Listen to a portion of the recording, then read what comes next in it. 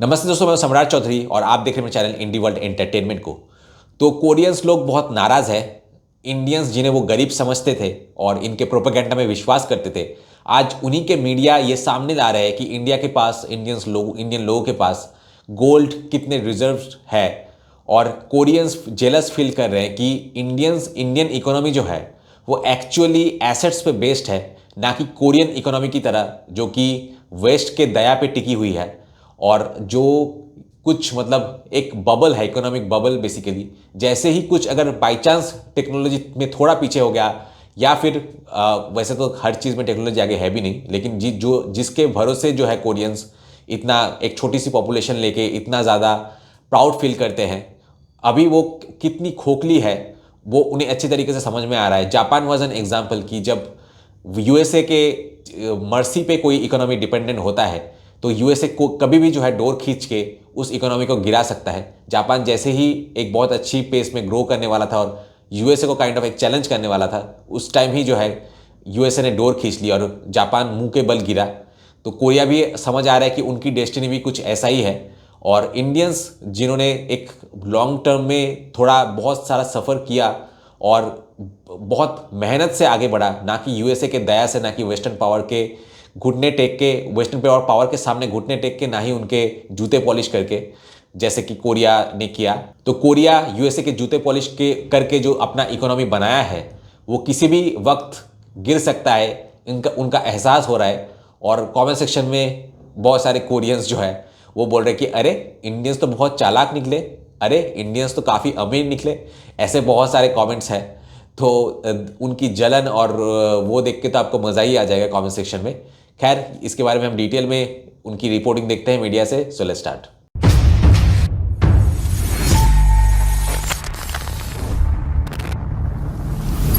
दोस्तों, मैंने बहुत सारे बिजनेस पार्टनर्स को, खास करके जो एनआरआईज है, उनके लिए चैनल बना के उनको इंडिया में एक stable source of income generate करके दिया है। अगर आप भी मेरे साथ पार्टनरशिप में चैनल स्टार्ट करना चाहते हैं, जहां चैनल के ओनर आप होंगे लेकिन कंटेंट मैं बना के दूंगा, तो मुझे कांटेक्ट कीजिए इस नंबर पे। दोस्तों, ये वीडियो कुछ ही दिन पहले यूट्यूब पर अपलोड हुआ था और इस वीडियो का टाइटल था 3 टाइम्स मोर इंसीन than China, India hoards 34,600 tons of gold. 다음은 금에 대한 이야기입니다. अब बात करते हैं सोने की, खास तौर पर भारत के सोने की कहानी की। दुनिया में सबसे ज्यादा सोना कंज्यूम करने वाला देश भारत बताया जाता है कि उसके पास करीब 3.8 ट्रिलियन डॉलर मूल्य की छिपी हुई संपत्ति है। आइए जरा विस्तार से देखें।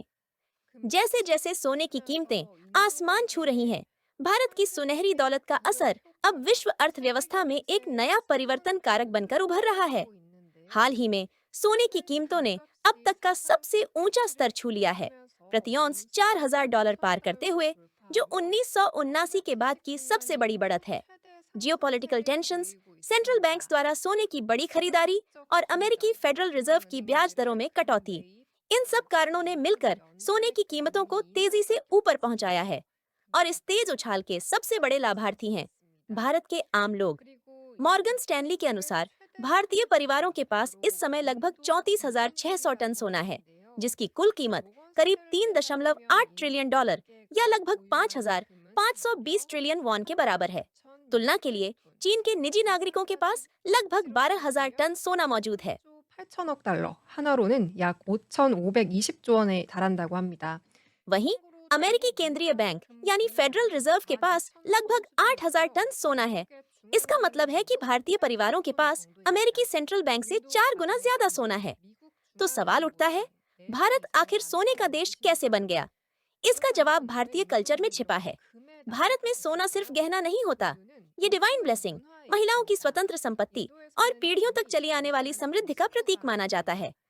जब कोई बच्चा पैदा होता है तो उसे सोने का कड़ा या ब्रेसलेट दिया जाता है। शादी के समय सोने की माला, झुमके और चूड़ियां अनिवार्य मानी जाती हैं। यहाँ तक कि कई बार एक शादी में 1 किलोग्राम से अधिक सोना लेन देन में इस्तेमाल होता है। पूरे भारत में सोने को अक्सर बैंक और बीमा दोनों का प्रतीक माना जाता है। जब देश की फाइनेंशियल सिस्टम अस्थिर थी, तब सोना ही एकमात्र रिलायबल वेल्थ हुआ करता था।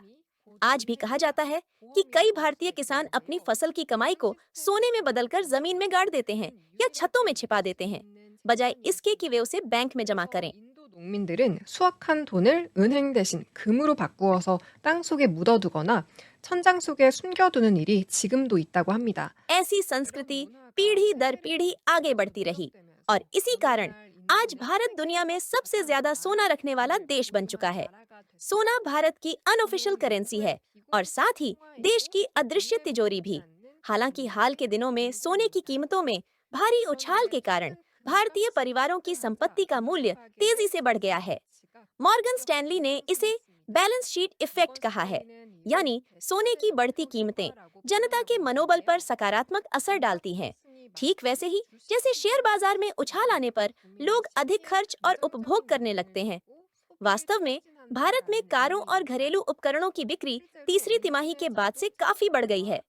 ब्याज दरों में कटौती और कंजम्पशन टैक्स में कमी के साथ भारतीय अर्थव्यवस्था फिर से सुनहरी रफ्तार पकड़ती नजर आ रही है। लेकिन इस सुनहरी तस्वीर का एक अंधेरा पहलू भी है। भारत हर साल लगभग 800 टन सोना इंपोर्ट करता है और इसका अधिकांश हिस्सा फॉरेन करेंसी में चुकाया जाता है। जैसे जैसे सोने की कीमतें बढ़ती हैं, आयात का बोझ बढ़ता जाता है, जिससे व्यापार घाटा भी बढ़ने लगता है। 결제됩니다. 금값이 오를수록 수입 부담이 커지고 무역 수지 적자가 확대됩니다.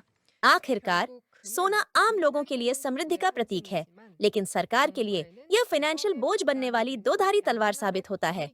इसी कारण भारतीय सरकार लगातार कोशिश कर रही है कि लोगों के पास जो निजी सोना है उसे फॉर्मल फाइनेंशियल सिस्टम में शामिल किया जाए। इस दिशा में शुरू की गई प्रमुख योजना है गोल्ड मोनेटाइजेशन प्रोग्राम, जिसके तहत लोग अपने घर का सोना बैंकों में जमा कर सकते हैं और बदले में उन्हें निश्चित ब्याज मिलता है। लेकिन इस योजना में भागीदारी बहुत कम रही है, क्योंकि भारत में सोने को परिवार की पवित्र संपत्ति माना जाता है, जिसे कोई आसानी से हाथ नहीं लगाना चाहता। आखिरकार भारत में सोना एक अनोखी घटना है, जो आस्था, परंपरा और अर्थव्यवस्था तीनों से गहराई से जुड़ी हुई है। सोना भारतीयों को मानसिक सुकून और आर्थिक सुरक्षा देता है, लेकिन साथ ही यह पूंजी के प्रोडक्टिव फ्लो को रोकने वाला तत्व भी बन जाता है।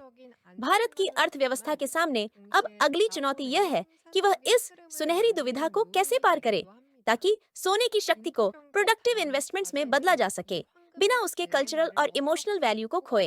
यही रास्ता भारत को एक प्रॉस्परस नेशन बनने की ओर ले जा सकता है। आने वाले समय में इस विषय से जुड़ी और खबरें हम आपके साथ शेयर करते रहेंगे। 나아갈 수 있겠는데요. 앞으로의 소식도 저희와 함께 지켜보시면 좋겠습니다.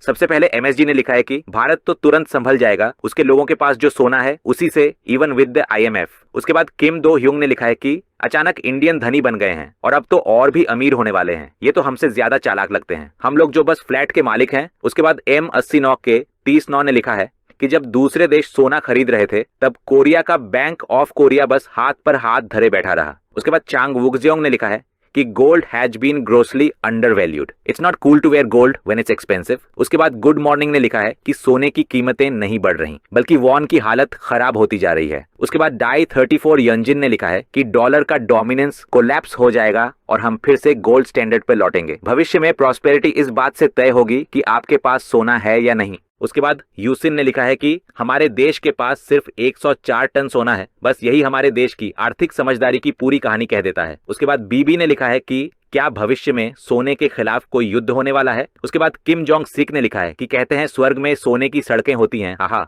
उसके बाद सुमीर काउसुई ने लिखा है कि भारत एक ऐसा देश है जो सोने को सचमुच अपनी जीवन रेखा मानता है। जैसे जैसे उसकी इकोनॉमी डेवलप्ड होगी, भारत पागलों की तरह सोना खरीदेगा और भले ही सोने की कीमतों में बीच बीच में थोड़ी गिरावट आए, लेकिन अल्टीमेटली वे लगातार बढ़ती ही जाएंगी। उसके बाद द मास्क्ड फाइटर ने लिखा है कि यह इसलिए है क्योंकि भारतीय संस्कृति में सोने को बहुत महत्व दिया जाता है। क्या कोरिया और अन्य देशों में भी ऐसा नहीं है?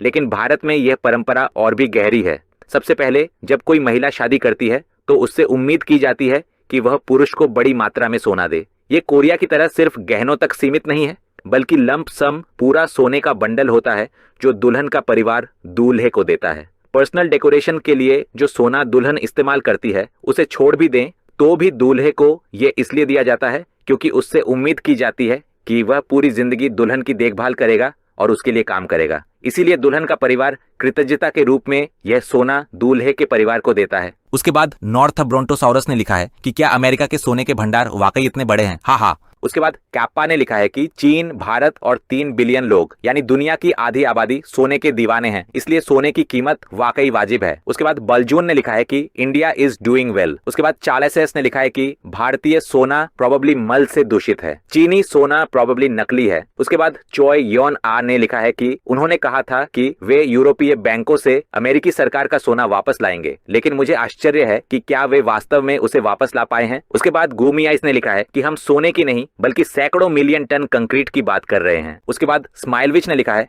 कि इंडिया इज रियली रिच। उसके बाद एंजल कैट ने लिखा है कि भारतीयों को सोने से इतना प्यार है कि 34,600 टन उनके लिए कम नहीं बल्कि ज्यादा ही है। उसके बाद दो जिन्हों ने लिखा है कि सोने के प्रति भारतीयों का प्रेम तो चीन से भी आगे बढ़ चुका है। उसके बाद गुलूमन ने लिखा है कि ब्रिटिश ने चाय खरीदने के लिए भारतीयों को सोना चांदी दिया था, हा। उसके बाद जियोबुक से ओमदासारांग ने लिखा है कि सोने की कीमतें इतनी बढ़ गई हैं कि अब आम लोगों के लिए यह बस एक सपना बनकर रह गया है। उसके बाद पीजे आयुन ने लिखा है कि शायद इसकी वजह यह है कि भारतीयों को सोने से बहुत लगाव है। मैंने एक पुराने डॉक्यूमेंट्री में देखा था कि वे न सिर्फ घर पर थोड़ा बहुत सोना जमा करते हैं बल्कि शादी में गिफ्ट के रूप में भी सोना खरीदते हैं। उसके बाद डीएफ जाबोन्स ने लिखा है कि अमेरिका तभी टिक पाएगा जब सोने की कीमतें गिरेंगी।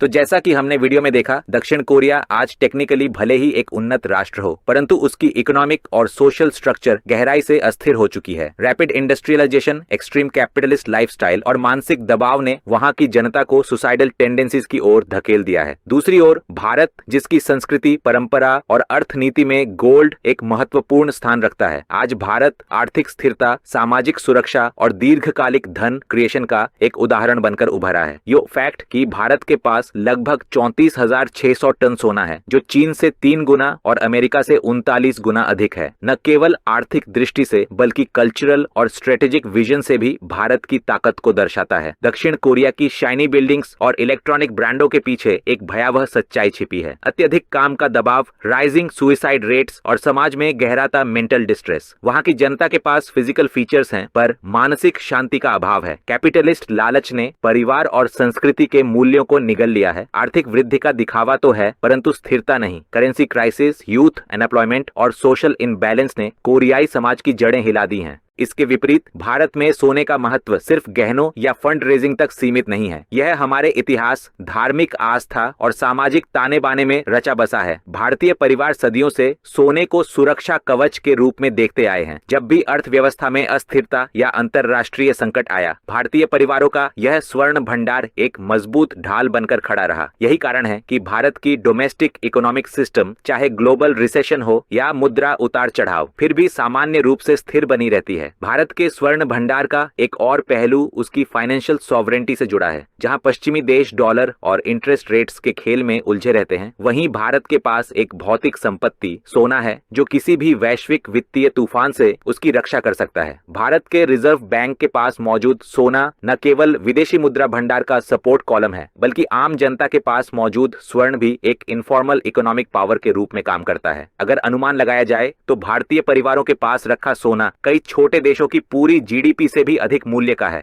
यह भी उल्लेखनीय है कि भारत की महिलाओं के पास दुनिया का सबसे बड़ा निजी स्वर्ण भंडार है, जो केवल ज्वेलरी नहीं बल्कि फैमिली बैंक के रूप में कार्य करता है। ग्रामीण क्षेत्रों में जब बैंक या लोन की सुविधा नहीं होती, तब यही सोना कठिन समय में आर्थिक सहारा बनता है। ये पारंपरिक गोल्ड इकोनॉमी भारत को एक मजबूत और आत्मनिर्भर इकोनॉमिक सिस्टम प्रदान करती है, जिसे न तो वॉल स्ट्रीट का गिरना और न ही यूरोप की मंदी डिगा सकती है। इसके विपरीत दक्षिण कोरिया ने अपनी अर्थव्यवस्था को पूरी तरह फॉरेन डिमांड और निर्यात पर निर्भर बना लिया है। उसके पास रिसोर्सेज नहीं और न ही कोई सस्टेनेबल नेचुरल एसेट्स जैसे भारत का सोना। वहां की मुद्रा और पूंजी बाजार पूरी तरह ग्लोबल फ्लक्चुएशंस पर निर्भर है। यदि कभी अंतरराष्ट्रीय व्यापार संकट गहराता है तो कोरियाई अर्थव्यवस्था तुरंत गिरावट में चली जाती है। इसके साथ ही बढ़ती जनसंख्या वृद्धि की समस्या, एजिंग पॉपुलेशन और डिससैटिस्फैक्शन ऑफ द यूथ कोरियाई भविष्य पर गहरी छाया डाल रही है।